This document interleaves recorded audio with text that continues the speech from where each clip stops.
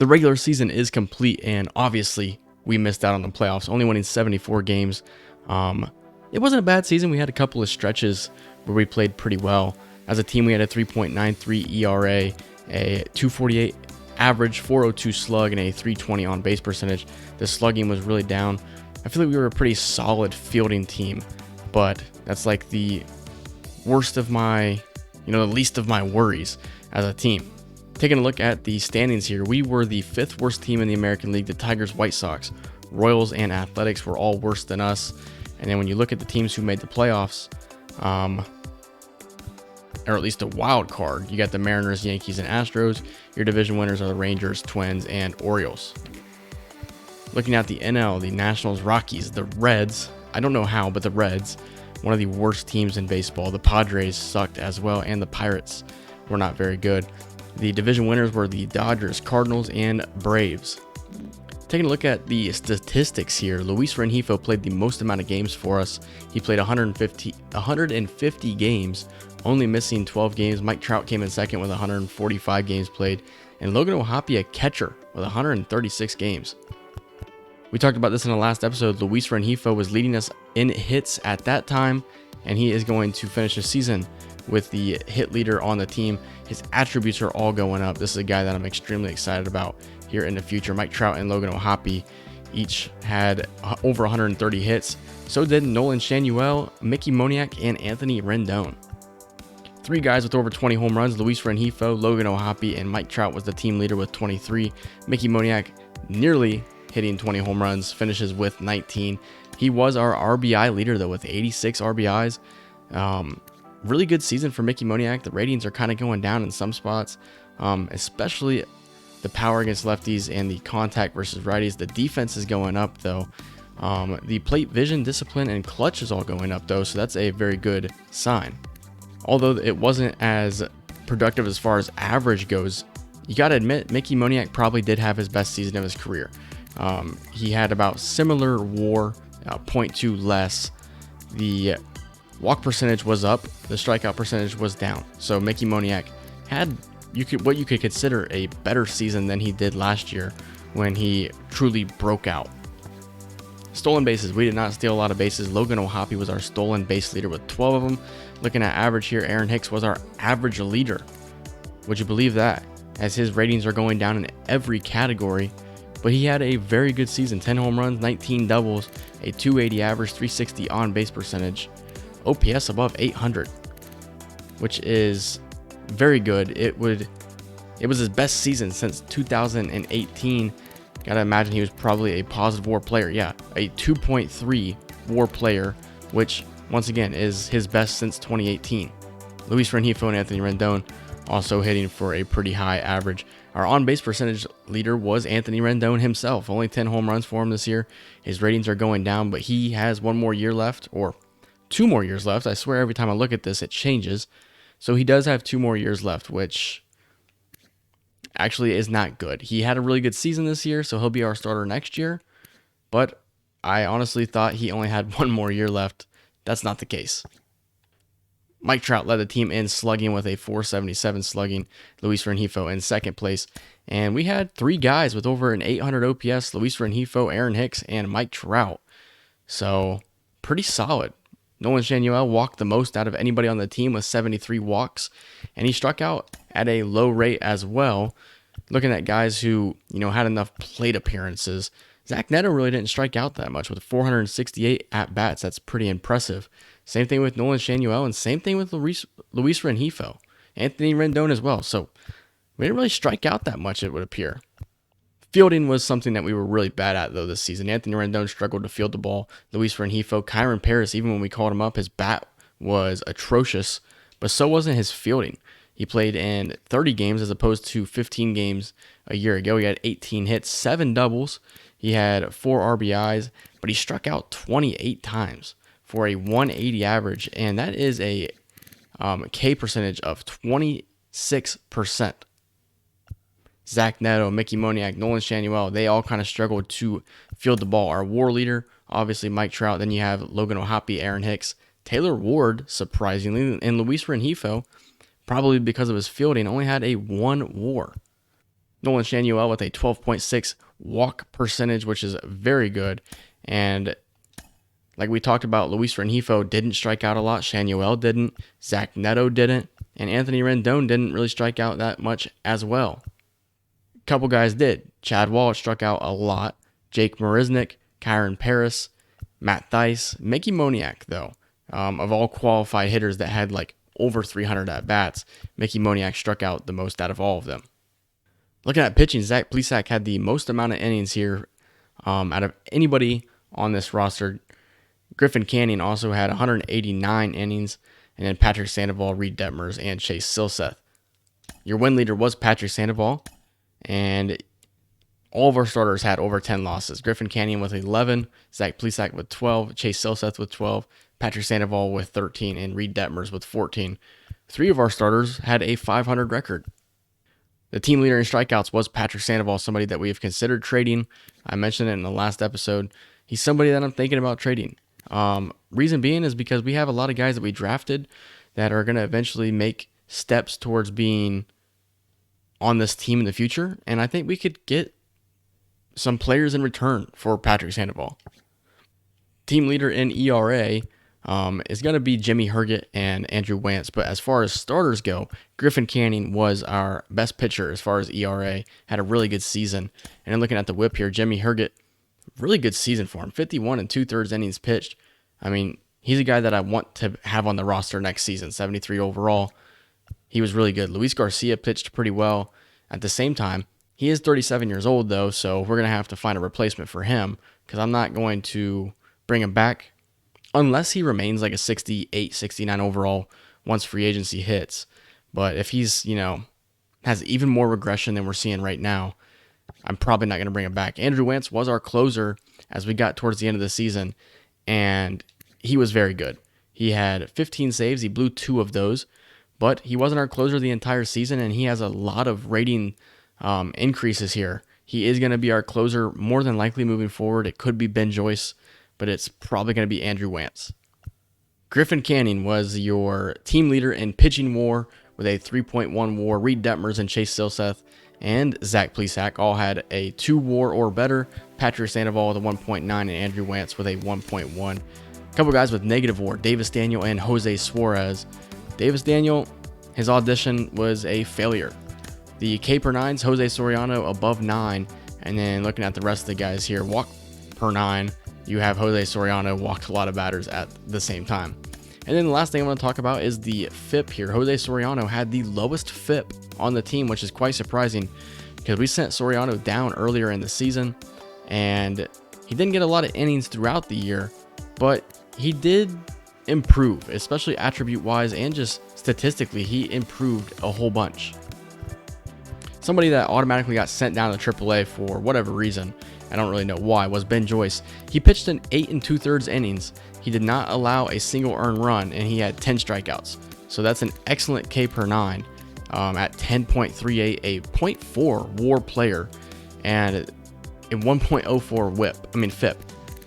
Ben Joyce didn't pitch a lot of innings at the big league level, but he was a .4 WAR player. This guy's very exciting. And when you look at his attribute increases, they're very good. Ben Joyce will be on the big league roster next year, and to be honest with you, he could be one of the best relievers in baseball. I want to look at the league leaders here. Juan Soto was the American League leader in batting average with a .335. Eloy Jimenez with over 200 hits led the American League. Same with at-bats. Leody Taveras with 45 doubles led the American League. Ahmad Rosario with 11 triples. And then Mike Trout down here with 9 in third place. Aaron Judge with 43 home runs. Julio Rodriguez with 42. Kyle Tucker and Vladimir Guerrero Jr. both with 41 home runs. Cedric Mullins with 38. Or is that 36? I can't tell. I'm actually sitting a little bit farther away from the TV. I think it's 36 stolen bases led the American League. Bobby Witt with 34. The American League leader in saves was Jose Leclerc with 57 saves. Andres Munoz with 50 for the Seattle Mariners. Clark Schmidt was your leader in ERA with a 2.43 ERA. That's actually quite interesting to me. Do we have anybody that qualified or where they finished? It would be Griffin Canning, I do believe. Yep, Griffin Canning finished 25th in ERA in the American League. Patrick Sandoval finished 7th in the American League in strikeouts, but Corbin Burnes led the American League. And looking at complete games here, I know that Zach Plesac was here. He finished tied for 5th with 3 complete games. Leader in pitching WAR was Corbin Burnes. Your leader in batting WAR was Aaron Judge. Looking at the NL, which I'm not really going to concern myself with too much, Ronald Acuna led with batting average. Luis Arraez leads with hits. His batting average to finish the season was .323, which is still very impressive. Not like last year, but it was still very impressive. Trey Turner led in doubles, Ronald Acuna in triples, and Shohei Ohtani with 40 home runs. Nolan Arenado and Nolan Gorman, the Nolan guys, both on the Cardinals, each had 40 home runs. The Cardinals probably led the MLB in home runs. I mean, if you're going off of this right here. Nico Horner, though, with 63 stolen bases. What a year he had. Only 14 home runs, so he didn't do anything too stellar, but 63 stolen bases is very impressive. Your leader in ERA was Aaron Nola, probably going to be a Cy Young pitcher. But look at the Philadelphia Phillies. I mean, that's impressive. Top 3 are all Philadelphia Philly pitchers. Your leader in pitching WAR was Spencer Strider with a 5.2. Leader in batting WAR was Mookie Betts with an 8.2. So we finished 24th in batting average with a .248 batting average as a team, which is not very good. And then looking at runs here, we finished about middle of the pack at 16th with 663 runs. I'm glad we didn't score 3 more. The team leader in home runs was the Atlanta Braves. Surprisingly, not the St. Louis Cardinals. They finished 8th with 210. Nolan Gorman and Nolan Arenado were responsible for almost half of that.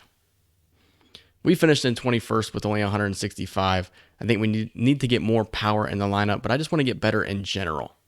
Something that I definitely want to get better at is stealing bags. We finished 27th with only 90 stolen bases all season long. The Phillies were in first with 176.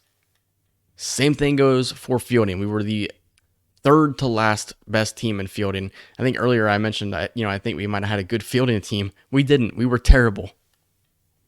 And then looking at the ERA here, I think our pitching was very good. That was something that I was very impressed with. 13th in baseball with a 3.93 ERA as a team. Was very impressed with the way our pitching performed throughout the season. Obviously, there's always going to be room for improvement, but at the end of the day, it was honestly pretty solid. When you look at runs allowed, we finished tied for 13th with 684 runs allowed. Our pitching is going to get a lot better in the future. And the last thing to look at are the awards. Juan Soto is your American League MVP. Your National League MVP is Shohei Ohtani. Nolan Gorman almost beating him out. Your American League Cy Young is Corbin Burnes. Garrett Cole and Pablo Lopez came in second. Your National League Cy Young is Shohei Ohtani. He finished first in MVP and Cy Young. Tyler Glasnow and Spencer Strider came in second and third. Juan Soto wins the batting title, and Ronald Acuna wins it in the National League. Reliever of the Year, Jose Leclerc and Kevin Ginkel for the Arizona Diamondbacks.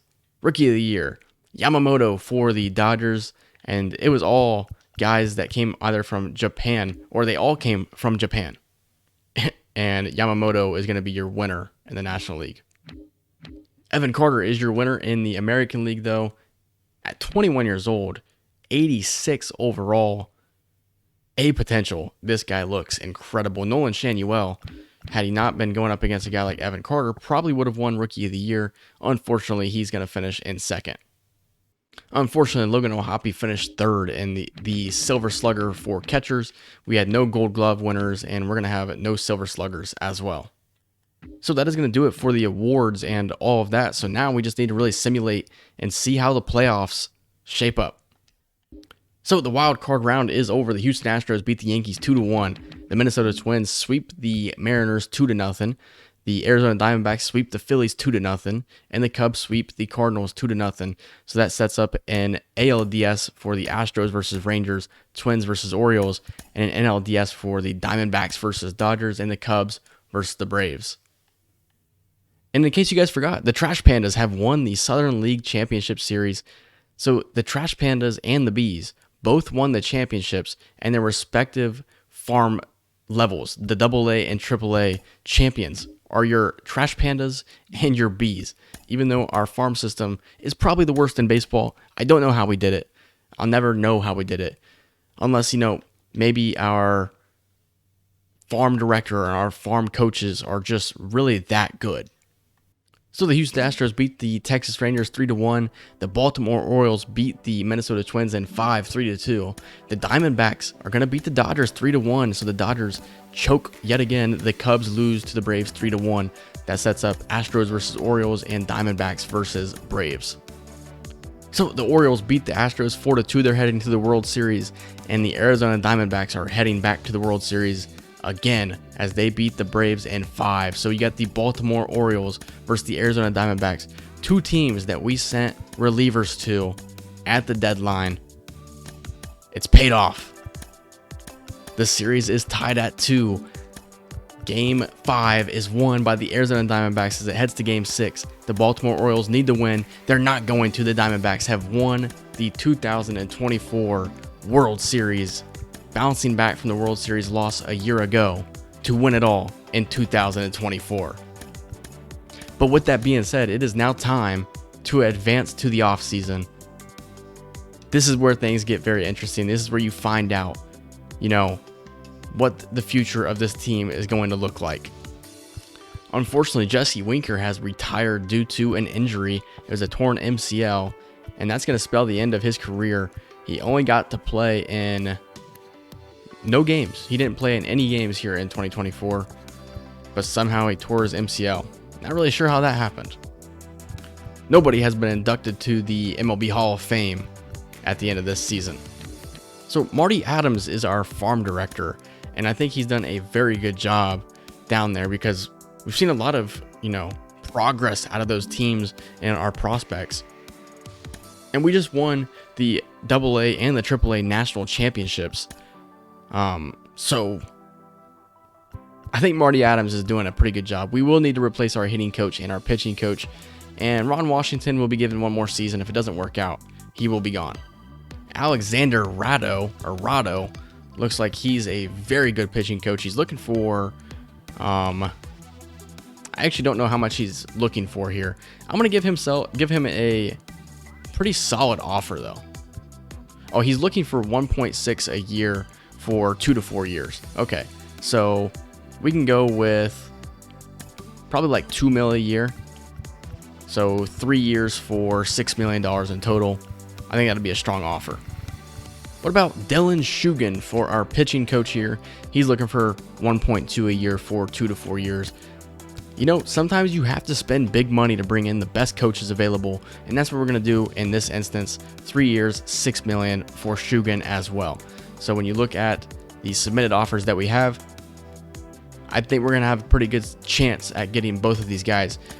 Alexander Rado is 70 years old though, so hopefully he doesn't die before his contract is up. So here are your exclusive free agents. I don't know if I'm going to bring any of these guys back. Aaron Hicks is the one where, honestly, I would like to bring him back, but I want to explore other options.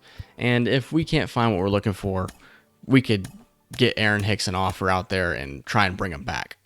Same thing goes for Jake Marisnick. I doubt he's going to be signed by anybody, so if we would like to get him later on in free agency, then we could go ahead and do that. Luis Garcia, 69 overall. He had a really good season last year, but I think there are better options out there, especially with a guy like Ben Joyce coming up. So I'm not going to re-sign him. Drew Pomeranz, same deal. Hunter Dozier, it's going to be the same exact thing. And Adam Simber, the same thing. So we're not going to be bringing back any of these guys. We're going to let them all walk. If we want to bring them back later in free agency, then we'll do so. Dylan Shugan has accepted a Royals offer as the pitching coach. So unfortunately, he is no longer interested. Alexander Rado, though, has accepted, and he is the new hitting coach of your Los Angeles Angels. What about Anthony Cisneros? He's also an A attribute grade. He's got all positive. They're all +1 of velocity, home runs per 9, hits per 9, and walks per 9. And he is a little bit younger, and he's looking for less money. And I think I'd be interested in giving him exactly what he wants, not really giving him too much. As free agency has begun, I'm going to go through here. I'm going to look at who's all available and First, I'm going to go through here and I'm going to go ahead and offer arbitration to all these players. And when you look at a guy like Patrick Sandoval, I already mentioned that I would like to explore trade opportunities. He's super good and he's only going to get better. I just don't know if it's smart to trade him. And really, what would you get in return? It's kind of a risky decision. I think keeping Patrick Sandoval would be the smartest decision moving forward. If I can find a trade, I'll let you guys know, though. So I went ahead and offered arbitration to pretty much everybody except for Adam Kolarek. He is 36 years old. Not going to offer him. I'm not really interested in bringing him back. Along with Willie Calhoun at 30 years old, not really interested in having him back on the team, even at the AAA level, that is. And then Justin Dunn, who we signed late last season, very late. There could be some upside with him, but at 61 overall and 29 years old, probably not worth it. So I'm not going to offer him arbitration. So pretty much everybody except for 3. And we didn't offer any contracts to any of these guys. So at this point, I'm going to pretty much go through the rest of these guys here and find out who we're going to bring back. Pretty much everybody except for maybe some of these guys down here at the bottom of the list, like 47-year-old Luke Murphy. There's probably no reason to bring this guy back. So we have pretty much offered contracts or gotten everybody back, except for guys like Matt Thaiss. His contract is renewable. I'm not really interested in paying him that much money. He really was not that good. So Matt Thaiss, probably going to move on from him. Same thing for Kenny Rosenberg. 65 overall. I'm not going to pay this guy a bunch of money, and he's never going to play. Jose Marte just wanted way too much money. He wanted like $740,000 per year, and that's not going to happen. Same thing here for Kevin Caceres. So didn't offer him, and I believe that is it. Nope, we got one more. Guillermo. I'm not going to say his last name. You guys would eventually get me. I'm going to go through now. I'm going to find out what we need in free agency. All of the tedious work is done. We can finally get to the exciting, fun part of the offseason. So this year's free agency class is headlined by guys like Juan Soto, Corbin Burns, a former Cy Young, Gleyber Torres, Shane Bieber, and Pete Alonso. And then you got guys a little bit below that tier in Alex Bregman, Jose Leclerc, Christian Walker, and Teoscar Hernandez. I don't know what the move is, but I can tell you one thing right now. Juan Soto is probably not a part of that move. So Corbin Burns is looking for about $28.2 million per year. Shane Bieber looking for just about the same. So we're probably not going to be bringing in an ace pitcher. I'm not going to bring in Max Fried. I've already brought him in a previous franchise. Maybe somebody like Jacob Junis. What does he want? 8.9 per year? That might not be bad. So I'm also in the market for some relief pitchers as well. So that's what I'm going to look at now. Maybe Jeff Hoffman, 32 years old, coming off of a very strong season with the Phillies, a 2.53 ERA, less than 1 whip. That's back-to-back years where this guy's kind of dominated. Jeff Hoffman, probably going to look at giving him an offer, especially looking for only 6.6 per year. I would not be giving him a 5-year contract, maybe a 4-year, maybe a 3-year contract. We could do like a 3-year with a player option in there. He's not going to be the closer. He's going to just be a normal bullpen arm. And we could do something like, obviously, like he's looking for 7.6 per year. We could give him something like 6.7 per year. See if he likes that. He's probably not going to like it. So I'm going to withdraw that offer. And we'll see if we can't find anything else. Caleb Ferguson, 28 years old. He is a lefty, 76 overall, and he's coming off of a very strong year with the New York Yankees. He's getting an offer for sure. And with a guy like Caleb Ferguson, I'm interested in giving him that 4-year, $20 million. That's only $5 million per year. And he's not even going to be a depth player. He's going to be a strictly bullpen player. So we can actually lower this salary to about 4.8 per year, which is what he wants. So Caleb Ferguson is going to get an offer, and it's a strong one. Could we see a reunion with Matt Moore? So I am going to adjust the Caleb Ferguson offer to 4 years, $20 million, just because I think that he's going to be probably our biggest signing of the entire offseason if I had to guess. I am very interested in Jeff Hoffman, but I'm going to be patient with him. So we have one offer out there right now, and that is Caleb Ferguson. So Ahmed Rosario is a second baseman by trade, but he can also play third base, shortstop, left field, and right field. He's a right-handed hitter, 29 years old. I'm going to send him over an offer. He's only looking for about 3.6 per year. I'll send him a 2-year offer. And what I'm going to go ahead and do is I'm going to throw in a club option at the same time. So I'm going to go ahead and give Aaron Hicks an offer here. I'll give him a 1-year offer for 4.4 per year. We could probably even lower that to like 1 year, $4 million. Juan Soto and Tyler O'Neill are some guys that you'd really be interested in right field. Only thing is, I don't know that we'd be able to get them, and it would take a lot of money in order to get them.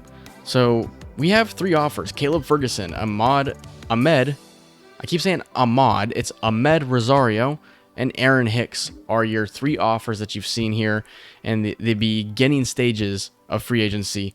It's probably not going to be the end of the offers, but it is what we've started with. Anthony Cisnero has accepted the Angels' offer as the pitching coach for 3 years. So we have locked down a pretty solid pitching coach. Shane Bieber is going to be a Baltimore Oriole. So the Orioles get a Cy Young year out of Corbin Burns for 1 season, turn around, lose him, and then sign Shane Bieber, who is a very good pitcher. And we have signed relief pitcher Caleb Ferguson to a 4-year, $20 million contract. So that is very exciting for our pitching rotation. We do have some lefties. Jose Suarez, if he ever turned out to become a good pitcher, he'd be a lefty in the bullpen. But we only have one lefty in the bullpen at the moment, and that is Caleb Ferguson. I think he'd be a very good addition to the bullpen. Patrick Sandoval obviously is going to be a starter. Davis Daniel, go ahead and take him out. And then we'll work on trying to find our 5th starter. Zach Plesac is always there if we want it, but he probably wouldn't be my first option. And we have also signed Ahmed Rosario to a 2-year, $7 million contract. He's going to be that utility guy who can also play the outfield at the same time. Another thing with Ahmed Rosario is he helps out our speed. So he gives us more speed on the base paths. And to be honest with you, by the end of the season, especially with a guy like Anthony Rendon, whose overall is now down to 65, Ahmed Rosario could easily take his spot and start at third base in the future. So we are in the second period of free agency here. Juan Soto has no offers at the moment, and Corbin Burns has some very weak offers. Juan Soto, it would be ridiculous if we went out and we offered him a contract. His demands are not going down at the moment. They're the exact same. Pete Alonso, coming off of a kind of a down year as far as the home runs go, his lowest total since 2020, and 2020 was a shortened season. So put that into perspective. Pete Alonso reaching free agency here. He's got offers by the Reds, Cardinals, and the Mets. What about a guy like Alex Bregman? He's 31 years old, and he's not really asking for that much money. The only problem is, of course we could sign him, and then he would take over for Anthony Rendon. But what do you do with Anthony Rendon? Now you just have $30-something million per year sitting on the bench or in AAA. It doesn't really make much sense. So it'd be very hard for me to, go out and get a guy like Alex Bregman. So Tanner Scott is just sitting here. The only team that's offered him a contract is the Marlins, and you can clearly tell he's not interested in being a Marlin. So we could give Tanner Scott a 3-year deal. He's looking for 4.9. He's probably not going to be our closer if I had to imagine, but we can offer him a 3-year, $15 million deal, and we can see if he likes it. He's coming off of a pretty solid year in which he had a 2.92 ERA. The whip was kind of high, but a positive WAR player nonetheless. So Tanner Scott, he'd be another lefty for the bullpen, so maybe that's something we decide to do. We're going to offer him a contract. We are going to offer Elias Diaz as well to be our backup catcher here. He's not really interested in a short-term deal, but we could send him, a 1-year, $2.4 million. We could even do 2-year, $4.4 4 million, and we could do a club option in there for Elias Diaz to be the backup catcher for Logan O'Hoppe. So we have 3 offers on the board: Tanner Scott, Aaron Hicks, and Elias Diaz. We'll see what happens here. Tanner Scott, he is considered a closer here in this game, like I was mentioning, but probably would want to just stick him in the bullpen and let Andrew Wantz take over the duties as the full-time closer until he proves otherwise. And we have re-signed left fielder Aaron Hicks to a 1-year, $4.00 million contract. So Aaron Hicks is back out here for at least one more season. He was too good not to, keep around. When you look at the year that he had last year, he had a 280 average, 10 home runs. I was pleased with the way he played in the limited amount of opportunities he had. That's exactly what you want out of a guy like Aaron Hicks. Just to platoon, do his job, and do it well. And that's what he did. And we have also signed Tanner Scott to a 3-year, $15 million contract and Elias Diaz to a 2-year, $4.4 million contract with a club option included in that. So that is probably it for free agency as far as signing players goes. I do have some moves that I would like to make as far as trades go, potentially. So stay tuned for that. I realize that I keep saying stay tuned for that, but it's only going to be like 1 second for you guys because it's taking me like 10 minutes in between these cuts to try and figure out what I'm going to do. And would you look at this? Look at free agency. Juan Soto has been offered by the Cincinnati Reds. That makes things interesting because they're also offering Pete Alonso at the moment. Has Juan Soto's demands dropped at all? No, they have not. I keep checking the 15 years just to see because I know it said 36.6 every single time. He would love a long-term deal. I don't think anybody's going to offer that, but it is what it is. And you know what's crazy? I'm actually going to throw in a 6-year deal. I'm going to lowball him. I'm going to offer him $28 million a year just to see what he thinks. We'll see what happens. He's not going to accept our offer, but it makes it fun. Looking at Brandon Drury as well. No chance in bringing him back because I just don't want to, but he is getting an offer from the Phillies at the moment. What about Patrick Wisdom? 33 years old, but when you look at the power numbers, holy crap, this dude's going to hit home runs. He hit 33 a year ago. What is he looking for? $3 million a year? I'd be willing to give him a 2-year deal with maybe a club option included in that. I'd have to look at what our current DH situation would look like. All right, I'm going to offer Patrick Wisdom a 3-year contract with a club option, and he's going to be making $3 million a year if he decided to accept that offer. I just think his power is something that we lack. He'd probably be our DH, but it'd be interesting to have a guy like him on the roster. Juan Soto is no longer interested in the Angels offer. Would you like to stop simulating? No. Pete Alonso has signed with the Cincinnati Reds, 87 overall, 30 years old, coming off a season in which he hit 24 home runs. And Juan Soto is going to be a Miami Marlin. Wow, a 6-year, $219 million deal. He signed for $36 million a year, not $36 a year. That'd be crazy. And that's what I was offering him. And, he didn't want to even consider our offer. I know I didn't show that to you guys, but I went up. I did 32 per year. He wasn't interested. 34. He didn't even communicate back with us. 36. He said, no, get out of my face. Then he turns around and signs a deal with the Miami Marlins worth what we offered him. Here's a big trade. The Twins have acquired Nolan Jones from the Rockies, and they sent over Edouard Julien and Walker Jenkins for him. You know what? I don't really think that's a totally unfair trade. Nolan Jones had a ridiculous season a year ago, and Walker Jenkins and Edouard Julien, I think that's a pretty fair trade. When it's all said and done, I think it's a solid trade. So we have the 10th best odds at getting the number 1 pick. I highly doubt we're going to be, gifted that. It'd be a blessing for us to be even a top 5 pick, as it is simulating. And we are going to have the 11th pick in the upcoming MLB draft. The Washington Nationals will have the number 1 pick, Royals, Pirates, Red Sox, and Athletics.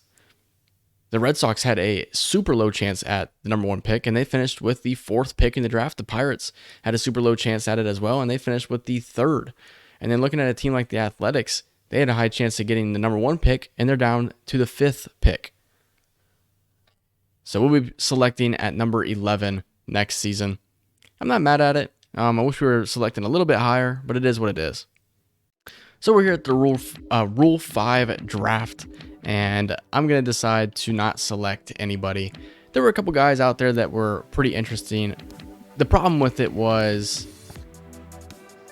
these were guys that probably shouldn't be Rule 5 eligible. Like a Trey Morgan, 22 years old. He probably shouldn't be Rule 5 eligible. It just so happens he is, and the Athletics are the ones that are going to take him. And he's B potential, 64 overall. He's a pretty intriguing player. He probably shouldn't be Rule 5 eligible at 22 years old. Doesn't make any sense to me. So that's why I decided not to take anybody in the Rule 5 draft. Just didn't seem fair. So here we are in December. We just passed Christmas, and Patrick Wisdom still has decided he does not want to sign with us. He's taking his sweet old time. As we have now hit the new year, and Patrick Wisdom still has not signed. Corbin Burns is also still available at the moment. He's got some offers on the table, hasn't accepted anything yet. Teoscar Hernandez is going to be a Houston Astro for a very cheap deal. 2 years, $10.8 million. We're going to see him a lot through the next 2 years, as the Astros are our division rivals. So Teoscar Hernandez is a Houston Astro. And Patrick Wisdom is a Los Angeles Angel, signing a 3-year, $9 million deal with a club option in there as well. So that pretty much wraps up free agency here for the Angels. I think we're a solid team. I mean, it says we need to get better at starting pitcher, but I don't really think so. I think our starting pitching is really good. Tanner Scott is not going to be a starter. It's probably going to be Zach Plesac as it stands right now. The bullpen looks good as well, and it thinks our bullpen is about middle of the pack. And then Nolan Shanuel is our first baseman, and then Zach Neto at shortstop. And then it says our right fielder, which our right fielder is probably going to be Mickey Moniak. He doesn't really like that for us, but I don't really care. I'm going to go through here as well. Mickey Moniak should be wearing number 16. I don't know who's wearing his number now, so I'll have to fix that. Patrick Wisdom. Okay, so Patrick Wisdom, you're not going to be wearing number 16. You're going to be wearing number 36. Let's give you Jerome Bettis's old number. And that way we can go on here, change Mickey Moniak's number back to 16. I just hate how MLB the Show does that. It's pretty frustrating. So one of our top prospects is Barrett Kent, and he is a starting pitcher prospect. The biggest problem with that is his stamina is a 42. So we're going to go ahead and edit that, and we're going to make him a relief pitcher. I think it's the best thing for him. We also don't have that many relief pitchers here on our team, so we need to move some guys over. That's the plan here. And then Michael Schaefer, a starting pitcher with 59 stamina. We drafted him. He's 18 years old. He is going to be changed to a relief pitcher as well. Caden Dana, I don't want to move to the bullpen yet. His stamina is low at 57, but I'm not going to move him right now. I'm going to be a little bit patient with him, and we'll see what we'll decide to do with him later on down the road. Ronnie Enriquez, though, at 68 stamina, and I think he is going to be a strikeout pitcher. I think Ronnie Enriquez, we're going to move him to the bullpen as well. So we have also signed Taylor Trammell to a minor league contract. It's a 4-year minor league contract, but he's somebody that I'm interested in, so we'll see what happens. And then Miguel De Los Santos has signed. He's a relief pitcher, and Oscar Gonzalez as well. Taylor Trammell, let's go talk about him for a second. He's 1 year older than Joe Adell, and his overall is 1 lower than him. Thing with Taylor Trammell is he's got that power versus righties. He's not going to be somebody that's on the big league roster. He's going to be a AAA player, and now he's got to clear waivers. Okay. I wish they wouldn't have signed him as a major league player. It is what it is. Oscar Gonzalez, he's in the right position, but now Taylor Trammell is going to have to clear waivers. I don't think we're going to have any problems with that. Here's a trade. The Houston Astros have acquired Carlos Rodon from the Yankees for Jose Abreu. There's actually been quite a few trades. So I'm going to go ahead and look at what those trades have been. I didn't even think about it. Liam Hendricks has been acquired by the Brewers. Chris Bassett acquired by the Orioles. So the Orioles trying to, get that starting rotation to look good even after the departure of Corbin Burns. Yes, I had to go look what his name was because I couldn't remember. And Corbin Burns has finally found a home. He signs a 5-year, $110 million deal with the Minnesota Twins. It's a $22 million per year for 5 years. The Cy Young winner is heading to Minnesota.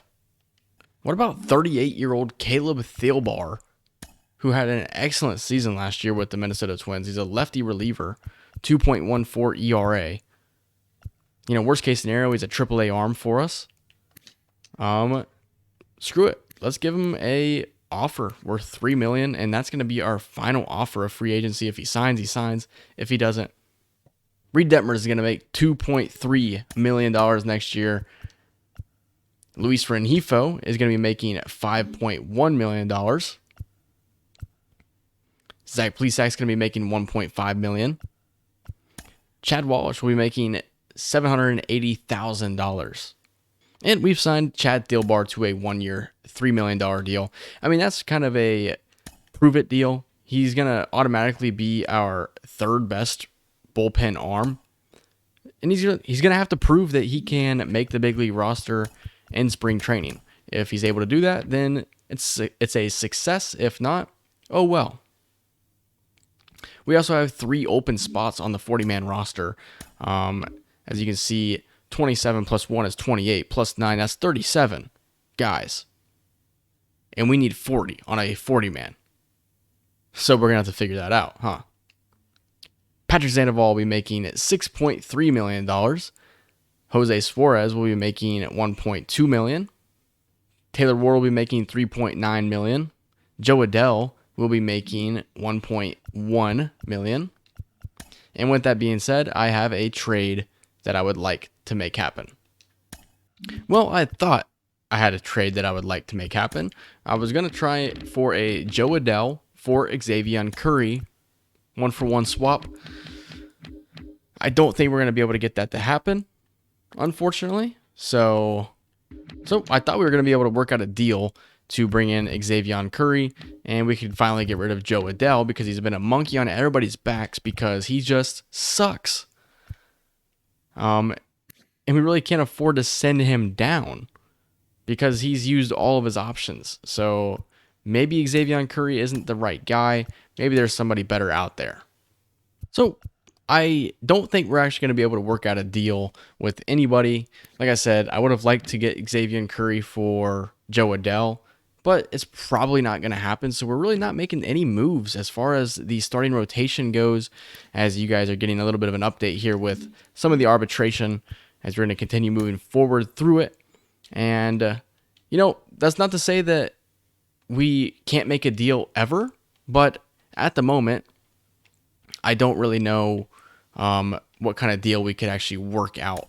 So I'm going to actually simulate up until the day before spring training, see if we can't work out some deals. If we can, it's a success. If not, I'm going to add some guys to the 40, and then we'll be ready for spring training. So we have one 40-man spot open, and I'm thinking about adding Fernando Guillen to that spot. He's a B potential guy. He's 70 overall to start. I like what I see right from the jump. So Fernando Guillen, do we give him a spot on the 40-man roster? It starts his clock right away. And he's a guy that I didn't imagine would take that long to get to the big leagues.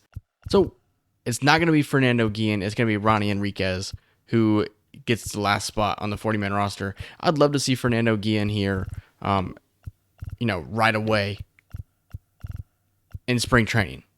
But I don't want to do that because I don't want to start his clock too early. And for some reason now I'm looking at it and, okay, now it's updated.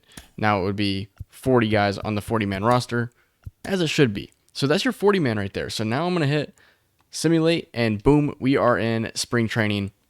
What we do from here, you know, you guys are going to have to find out in the next video. I hope you guys enjoyed it. But before we get out of here, I want to show you guys all the guys that we signed. So looking at starting pitchers, we did not sign any starting pitchers. There's a good chance that our starting rotation is going to look the exact same. I wanted to move Patrick Sandoval. It was something that I heavily considered. It didn't happen. So Patrick Sandoval is still going to be an Angel come the beginning of spring training. And I think it's for the right cause. I think he's going to continue to get better. And then Zach Plesac, I didn't imagine him being in the starting rotation, but at the moment he is. But we have 3 guys who are going to try and battle it out to take that spot. Caden Dana, unfortunately, we had to call up because he would have probably gotten taken in the Rule 5 draft. Like I said, kind of bullcrap how he was even, you know, somebody that could be taken, but that's just the way this game has worked out. Caleb Ferguson is our biggest addition, I would say.